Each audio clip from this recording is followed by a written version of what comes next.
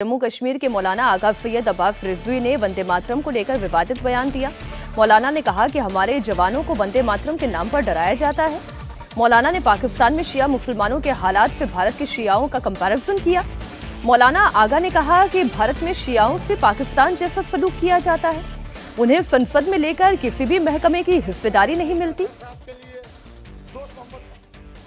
सारी रियासतों में मेरे कश्मीरी जवानों को हिरासत किया जा रहा है। किस बात पे? किस बात पे? क्या आप जानते हैं इस बारे में किस बात पे परेशान किया जा रहा है? एक तो जय श्री राम, दूसरा क्या कहा जाता है? वंदे मातरम। जो ये वंदे मातरम कहलाते हैं, मैं उनसे एक सवाल करूं, क्या वंदे मातरम की मीनिंग बता सकते हैं? बता सकते हैं? नहीं बताएंगे। और जिनसे पूछते हैं उनको भी नहीं पता कि वंदे मातरम की मीनिंग क्या है। वंदे मातरम ये 1870 में लिखा गया है और 1885 में कलकत्ता में लोगों के सामने पेश किया गया है। वंदे मातरम, ऐ मां तुझे सलाम। हुकूमती सतह पे मैं ये कहना चाह रहा हूं कि हमारी 7 करोड़ आबादी है, लेकिन हमारे साथ वही सलूक किया गया है कि जो पाकिस्तान में हमारी कम्युनिटी के साथ सलूक किया जा रहा है।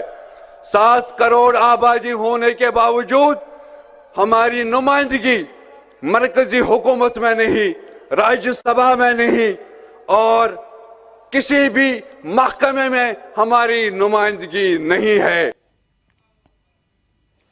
मैं दोनों ही बयानों पर जो अभी अवधेशी दोनों हमने एक मुफ्ती के और एक इस मौलाना के हमने जो बयानात सुने, आप उइगर मुसलमानों की बात क्यों नहीं करते? आप केवल शिया की बात करते? आप सुन्नी मुसलमानों की बात क्यों नहीं करते? आप बोहरा मुसलमानों की बात क्यों नहीं करते? सेलेक्टिव बात करते हैं पहले तो ये, और दूसरा ये जो शरीयत का हवाला देते फिरते हैं, माइक अलाउड है, कैमरा अलाउड है? नहीं, ऐसा है कि आप अगर तर्क के आधार पर मजहब की बात करेंगे, खासकर इस्लाम की, तो फिर तो वहाँ तर्क का कोई अर्थ नहीं है। इसको ध्यान से समझना चाहिए। जो नदवी बोल रहे थे वो नदवी सुन्नी मुसलमान है और ये शिया मुसलमान है। ये जो अभी मोटा मोटी देखेंगे दोनों की भाषा लगभग एक है। हमारे देश में मानते हैं कि शिया लोग भी मिलते हैं कि हमारे यहाँ कोई कट्टरपन नहीं है, हमारे यहाँ तो आतंकवाद पैदा नहीं होता है, हम तो भारत के जो है एकदम निष्ठावान शहरी हैं। तो अब दोनों की भाषा देखिए। इस समय ईरान ने कहा कि भैया इस समय उस झगड़े को भूल जाओ अगर हमको इजराइल से और बाकी इस्लाम के दुश्मनों से लड़ना है तो।